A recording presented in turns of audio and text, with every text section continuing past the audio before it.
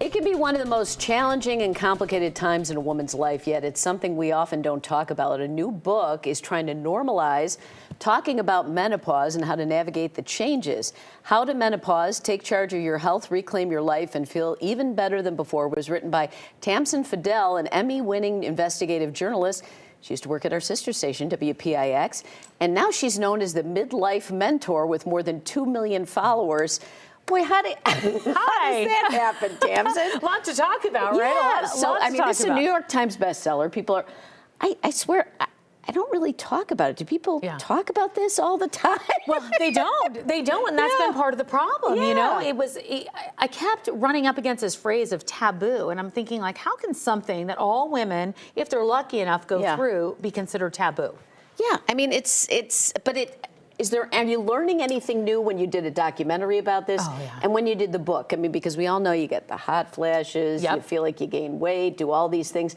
So what did you learn that you didn't know? Yeah, there were so many things. I mean, there's 34 plus symptoms of menopause because we have estrogen receptors all over our body.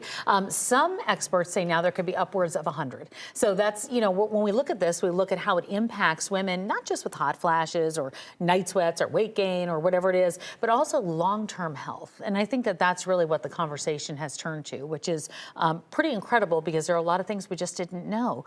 And the fact that perimenopause, which is what happens up until menopause, is a time period that can last up to 10 years. So before the actual, little symptoms are happening. It's those weird things. You're like, I don't feel like myself anymore, or how come I can't sleep anymore, or, you know, I'm eating better than I ever have and working out and I'm still gaining weight. That is that perimenopause phase a lot of us go through and don't even know about it. What did you learn from talking to people about treatment? We've heard about hormone therapy. A lot of people are afraid of that because of, you know, I don't know, any side effects. Tell us what you learned about that. Yeah, there was a study done about 22 years ago, which was a women's health initiative that had a lot of women scared due to headlines that came out about it. The study was prematurely halted. As a result, a lot of women feared hormones. A lot of doctors weren't trained in medical school as a result of it. Not the doctor's fault, but everything kind of stopped for women in midlife, sadly enough.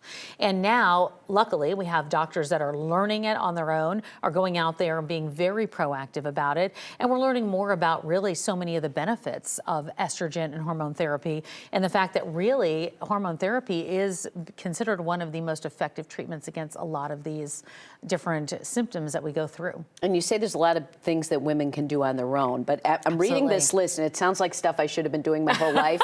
Hydrating, strength training, protein, meditate. I mean, I don't want to do that when I'm in my 20s. Why do I really have to start doing that now? You know what, though? Some of these are just the habits that you start forming. You can't do all of them. I said the whole reason for the book was not to give people a list of wellness things that makes you feel unwell. That was not the point. The whole point of the book is so women can kind of take charge of the narrative. So if they walk into a doctor's office and the doctor is not giving them, you know, maybe hormonal or non-hormonal options, they know to either go to another doctor or find out what to ask for. And that was really the point of it. You know, I think that women come into this phase in life feeling very confused, not knowing what's going on, playing whack-a-mole with their symptoms. And we know 1 billion women are going to be in menopause this year. So, you know, there's a lot of us out there.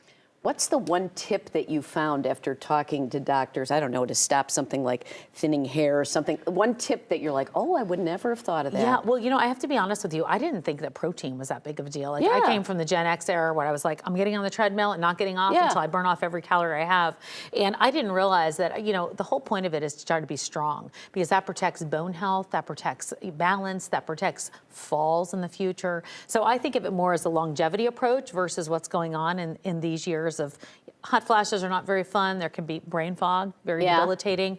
But I think long term of what I want. And I want to live healthy, not, you know, not just long. So I shouldn't be, you also say I shouldn't be, not that I was doing it, I shouldn't be doing as much cardio. I should be doing strength training. Well, strength training you should put an emphasis on. No, I know, I did that too. I was like, wait, do I not have to do cardio anymore? No, we still have to do that. But movement is what I think is so important. But strength training is really important. And I don't know about you, but it used to be like the guys were in the weight room and the girls were in the cardio area. It's not like that anymore. You go into a gym now and the women are taking over the weight room, and I think that's a good sign. It's all very interesting. Tamsen's going to be at the Arts Club of Chicago tonight, and you can see her tomorrow at the bookstall in Winnetka. Is this number 3 on the bestseller list? Yes. It's amazing. Yeah. I mean, you can go to her website for more. Follow her on the socials. It's called How to Menopause. Thanks for being here, Tamsen. Oh, thanks for having me.